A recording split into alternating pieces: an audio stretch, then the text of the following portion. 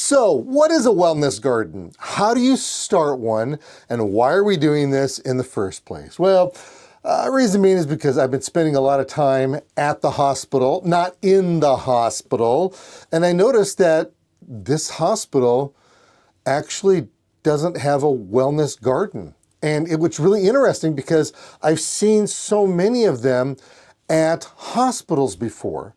And we kind of want to ask ourselves, why, how come they don't have anything like that? Well, usually it's about funding. They want somebody to come in and to donate the money and get volunteers for the whole thing. And it's just a whole political thing. But the point that I want to get at right now is that why wait? Why wait till you have a hospital, right? Why don't we go into our own homes and create our own wellness garden? Now, here's kind of a fun fact for you. Back in the day, we used to take flowers to visit somebody inside the hospital. Well, they come to find out that those plants, those cut flowers, actually were taking oxygen out of the air, which isn't good for somebody in the hospital. So keep that in mind as we go home right now, because we're going to start with the single house plant.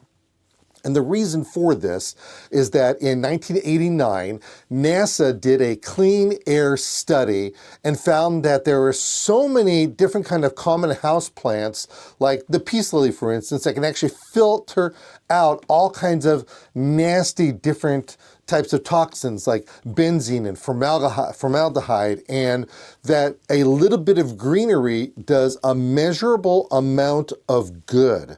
I've actually given speeches to huge audiences on this particular subject, and I've shared with you that when I go any type of traveling and I stay in a hotel for more than a couple of days, I always buy a house plant and I bring it inside and I put it right by my bed as I'm sleeping at night. And then when I'm done, I write a note on it and I give it to the people who, the housekeeping that take care of the place for you. Anyway, so what you're going to do is you want to start with a single house plant. You don't have to go absolutely crazy, because your single house plant is going to be your gateway into a wellness garden. And that house plant could be anything, like I mentioned. It could be a peace lily. It could be a Sansevieria plant, which, by the way, is one of the best plants that you could ever get, because it actually cleans up the air at nighttime, not during the day, like a lot of plants. When I go to the hotels, I usually take marigolds with me. I absolutely love marigold smells. All right. And even though they have flowers on them, that part's okay, because they're not cut flowers. We got to be careful of the cut flowers. So start with just one house plant right by your bed. Pick one that's easy. It's a forgiving plant. You could also use Pothos. Those are also a couple really nice plants to have. I already mentioned the Sansevieria, which is a snake plant, or it's also called the mother-in-law's tongue plant. And you want to place it where you can actually see it every day. That's where you really want it. Put it by your bed, put it by on a desk, put it in the kitchen. Where are you going to be for this whole process, for this process of getting better? You would be amazed how well all this works on your psyche. It is a good thing to have plants. Now, can you have fake plants? It doesn't do the same exact thing, but fake plants are better than nothing, except for the fact that it's not generating any kind of I wanted to say toxins, but it's not generating any kind of oxygen to clean up the toxins. That's what we have to kind of be careful with. And then give yourself permission to just tend to it for a few weeks. Just that one. Tend to it, take care of it. If it doesn't die on you, then get another one. So start small. Basically, that's what you're doing. You are really starting small, so you don't get overwhelmed, because it really can get overwhelming if you're not careful. Okay. Now, number 2, the next thing you want to do is you want to choose plants for your senses and for your mood, not just for good looks. So, as I mentioned, If you're talking about that Sansevieria plant and you like the idea of it being all spiky, okay, go ahead and do it. But if it literally reminds you of your mother-in-law's tongue, you know, being spiky, don't go there, okay? But one of the things we do know is that lavender has been used since ancient Rome. And it can make a good houseplant if you put it by a sunny window. And it was a really neat thing because they started to add it back in those days to bath water. And the scent off of it calmed people down. Now, lavare, which is a derivative of the word lavender, actually means to wash. That's where they got that plant name. So, add scent to your sensory garden, to your wellness garden. I mean, that's sensory garden, but they kind of overlap with each other as well. So you want to add a scent. You want to add lavender, maybe rosemary, maybe jasmine for this real calming aromatherapy on demand kind of thing. Now, sometimes you have the plant there and you got to brush against it, and the essence of these plants will be released in the air. It is so nice when that happens. Now, all these plants that I've talked about so far, with the exception of the lavender, they have a certain harshness to them, all right?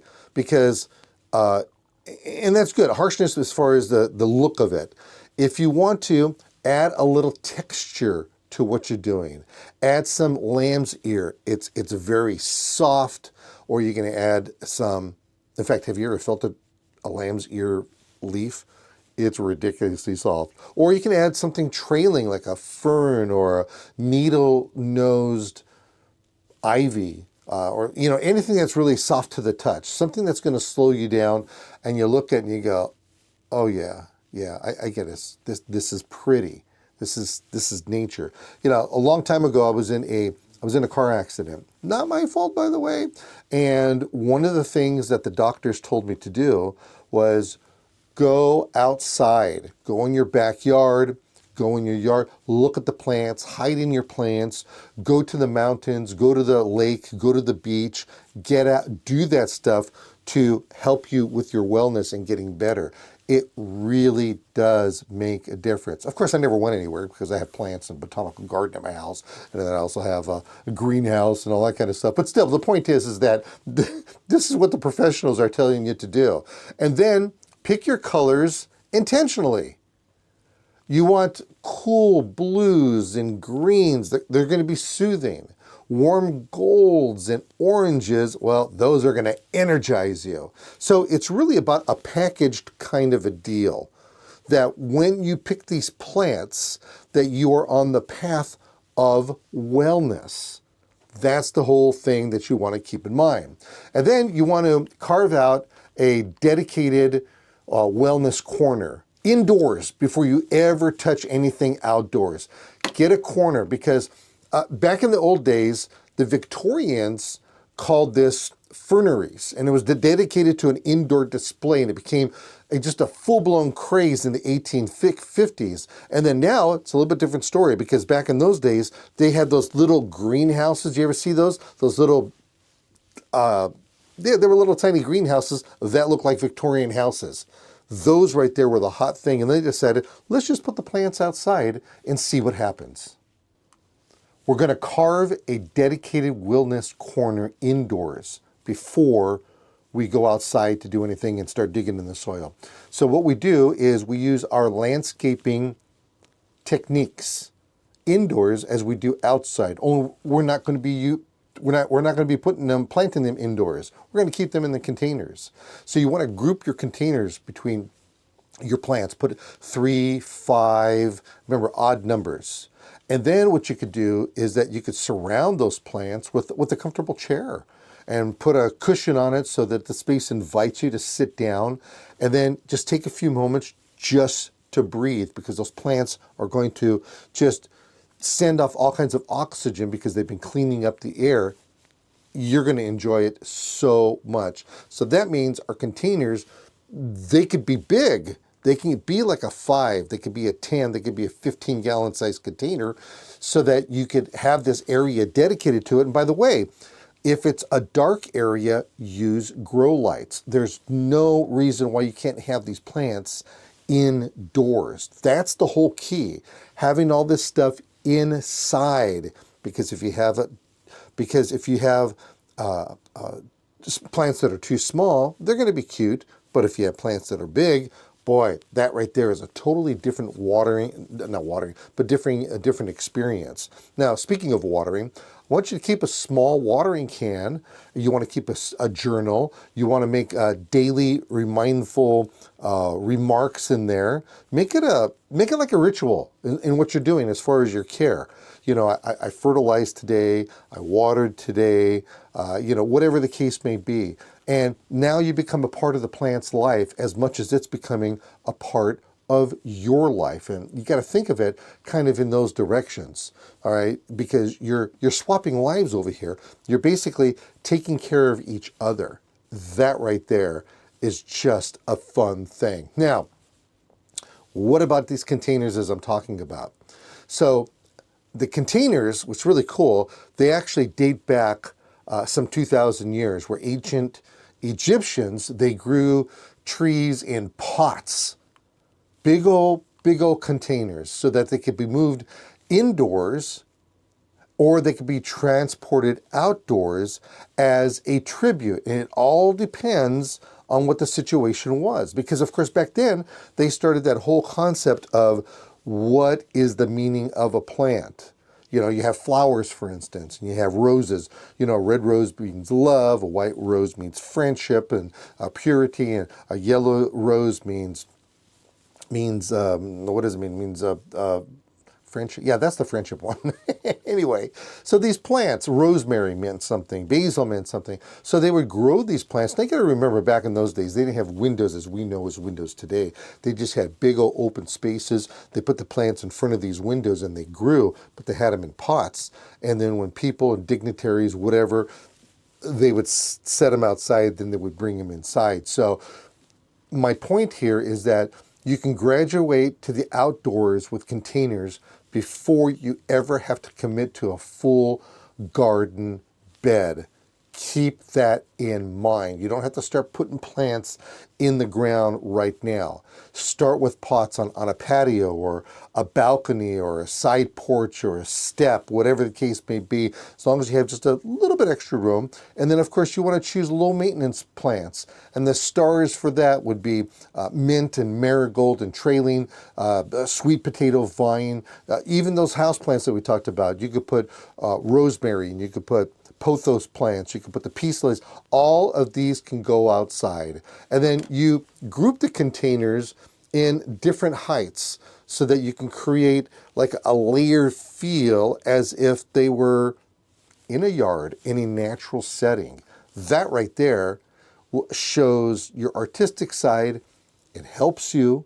You become creative. It's just so much better. Then what you want to do is that you could build a small sensory or herb garden as your first true outdoor wellness garden. I don't know if you knew this or not, but monastery physics, they had gardens of, in the medieval European times, they were essentially all wellness gardens. They used all these different types of herbs to grow things and to help them out. Monks grew chamomile and sage specifically to treat the sick and to treat themselves. So building this kind of garden sure made a lot of sense once you get them in the ground, because the plants can get bigger at this point, but you want to keep it to a very small footprint. You know, try something small, like maybe just a 4-by-4 plot, so that it stays manageable and doesn't get overwhelming. You could plant culinary and healing herbs, and that would include the chamomile, the sage, the lemongrass, thyme. In fact, I think you can even sing that song while you're planting, parsley, sage, rosemary, and thyme. These are all plants that have these properties to them, but that, boy, people love. And they invoke wellness when you're out there. Some of them, they just emit the sounds, while others, while you brush by them, the smells and scents come off of them, and it's really neat. Now, you could also add in this 4x4 area, it could be a simple stepping stone or a bench, so the bed becomes a place to just to pause, not to plant. I mean, you're there to enjoy it, you're there for your mental well-being, and really, if the truth was known, while you're doing all this, from the indoors to the outdoors, you become more physical, and then you end up becoming better because of it, because you're working with the dirt. That's the whole thing. Now, the last part of this whole thing is make tending the garden a ritual, not a chore or a to-do list. You don't want to make us like, oh man, I gotta get out of here, right? Because there's studies that actually show that just 20 to 30 minutes of hands-on in the soil gardening can measurably lower your stress levels and your cortisol and your hormones, and everything just goes down because you're becoming one with the earth. I mean, think about it for a second. You pick up that earth, put it in your hands, you smell it. Oh my goodness, it's a phenomenal experience, and I want you to have that. So pair your garden time with something that you've already been doing, like your morning coffee or maybe your evening wind down. And I don't necessarily mean wine down or downing wine. I mean just for you to get out there and to just enjoy what you're doing. Practice a few slow minutes of just observing. Look at the new leaves, look at the bugs, look at the insects before you touch anything and start getting all weirded out about it.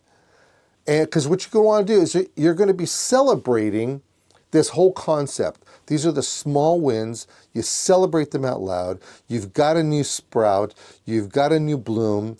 You've got a pest that you have to go after. And hopefully you don't, because you've been fertilizing and taking care of it. And it's just a small progress.